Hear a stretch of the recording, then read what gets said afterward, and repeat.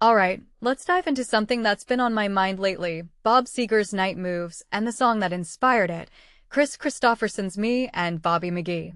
Now, here's the thing, this isn't just a story about one song influencing another. It's about the raw, unfiltered honesty that makes music timeless. And personally, I think that's what makes this so fascinating. What many people don't realize is that Seger wasn't just borrowing a melody or a chord progression, he was chasing the authenticity of Kristofferson's storytelling. When Seger said, "You could just tell that he loved that," he wasn't just complimenting Kristofferson's writing, he was pinpointing the essence of what makes a song resonate across generations.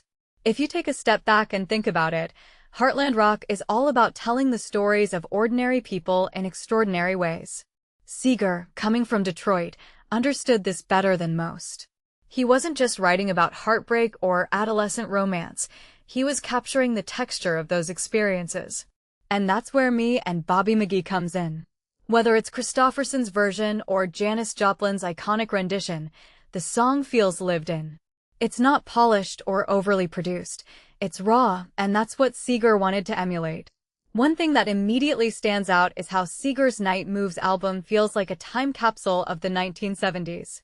But what this really suggests is that great art isn't just about the era it's created in, it's about the universal truths it taps into. Heartbreak, longing, and the bittersweet nostalgia of youth? Those are timeless. And yet, so many artists today play it safe, afraid to get too personal or too raw. From my perspective, that's why songs like Night Moves and Me and Bobby McGee still hit so hard. They're not afraid to show the scars. A detail I find fascinating is how Seger credited Kristofferson for teaching him the power of narrative songwriting. It's not just about the lyrics, it's about the voice behind them. When Seger sings, you can hear the weight of his experiences. It's like he's not just performing, he's confessing. And that's what makes these songs so relatable. We've all been there, right?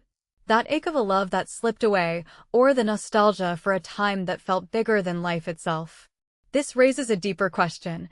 Why do we connect so strongly with music that feels lived in? In my opinion, it's because we're craving authenticity in a world that often feels curated and polished. When an artist lays their soul bare, it gives us permission to do the same. That's why Seger's admiration for Kristofferson isn't just about musical influence, it's about a shared commitment to honesty. So, here's my closing thought. The next time you listen to Night Moves or Me and Bobby McGee, don't just hear the words. Feel the weight of the stories behind them. Because that's what makes music more than just sound, it's what makes it human. And personally, I think that's something we could all use a little more of these days. What do you think? Let me know in the comments below.